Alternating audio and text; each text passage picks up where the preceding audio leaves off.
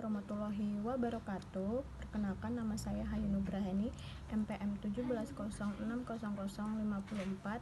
Di sini saya akan menjelaskan kompetensi-kompetensi kepala sekolah dan kinerja kepala sekolah. Kompetensi merupakan dasar dari kesesuaian dengan peran dan tugas yang harus dilaksanakan. Semua pekerjaan profesional menuntut dipenuhi kriteria tertentu bagi orang yang akan mengisi posisi atau pekerjaan tertentu dalam suatu organisasi.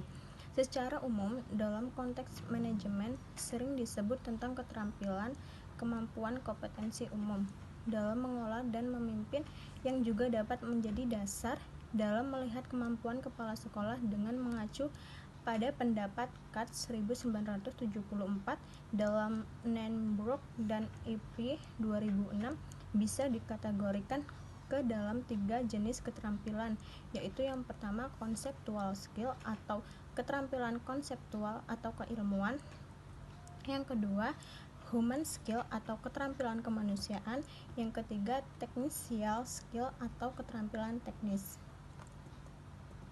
Selanjutnya, supervisi pendidikan merupakan layanan bantuan pendidikan dalam upaya meningkatkan mutu pendidikan. Salah satu faktor penting yang berperan dalam kepala sekolah sebagai top manager dan top leader dalam organisasi sekolah, sehingga dampak dari kegiatannya dalam melaksanakan sekolah dengan mendayagunakan seluruh sumber daya organisasi sekolah yang dimilikinya. Kepala sekolah memiliki peran-peran yang harus dijalankan dalam organisasi sekolah.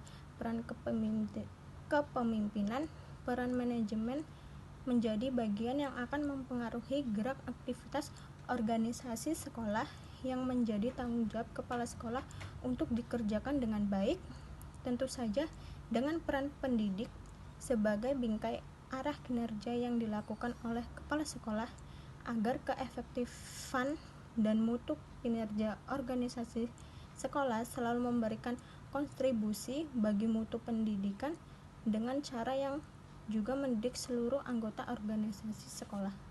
Baiklah, di sini saya akan mempresentasikan materi yang selanjutnya, yaitu mengenai peran dan tugas manajemen kepala sekolah. Jadi menurut Mintzberg dalam Tournai tahun 1992 mengemukakan 10 peran manajer yang perlu dilakukan oleh seorang manajer dalam menjalankan kegiatan organisasi dalam upaya mencapai tujuan yang telah ditetapkannya. Nah, peran-peran tersebut yaitu peran yang berkaitan dengan informasi, kemudian yang kedua peran yang berkaitan dengan pembuatan keputusan, dan peran yang berkaitan dengan hubungan antar personal.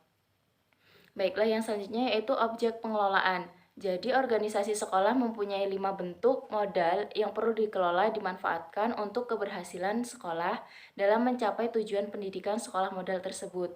Nah, proses pengelolaannya yaitu ada beberapa fungsi dasar manajemen yang perlu diimplementasikan, yaitu yang pertama mulai dari perencanaan, pengorganisasian, pelaksanaan, dan pengawasan sementara itu dalam konteks pendidikan.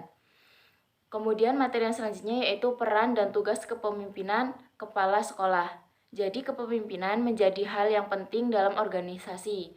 Manajemen dan administrasi organisasi tersebut dalam organisasi atau lembaga pendidikan yang berefleksikan dalam berbagai kebijakan akademik dan pendidikan serta dalam langkah organisasi untuk mencapai tujuan dan ditetapkannya organisasi.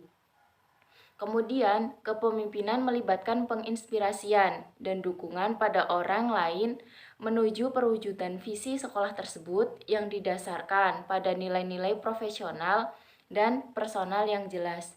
Demikianlah materi yang dapat saya sampaikan.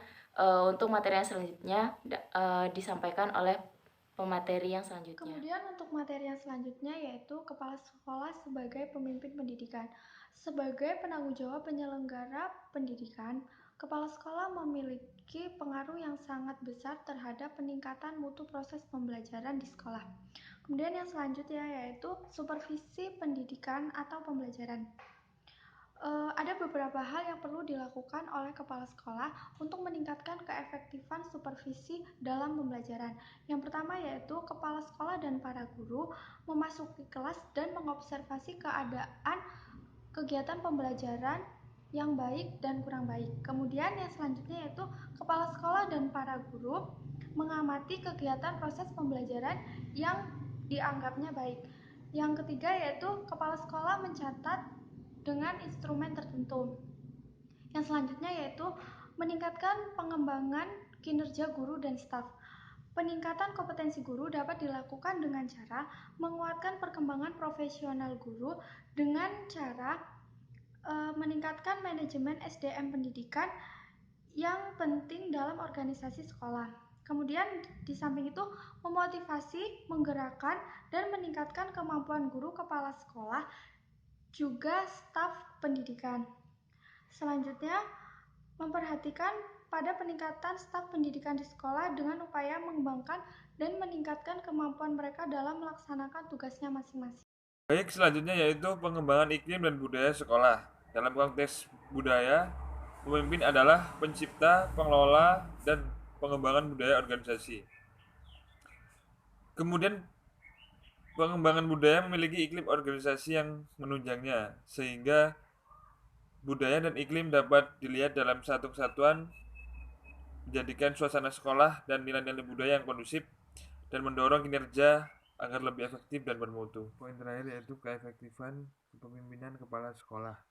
Kepala sekolah dibantu dengan wakil kepala sekolah. Kepala sekolah sebagai pemimpin pendidikan merupakan penggerak, pengarah, pengembangan organisasi sekolah, dan meningkatkan motivasi serta komitmen seluruh anggota organisasi menjadi hal yang utama yang perlu menjadi dasar tumbuh dan kembangnya pendidikan yang bermutu. Baik, demikianlah yang dapat saya sampaikan. Saya akhiri. Wassalamualaikum warahmatullahi wabarakatuh.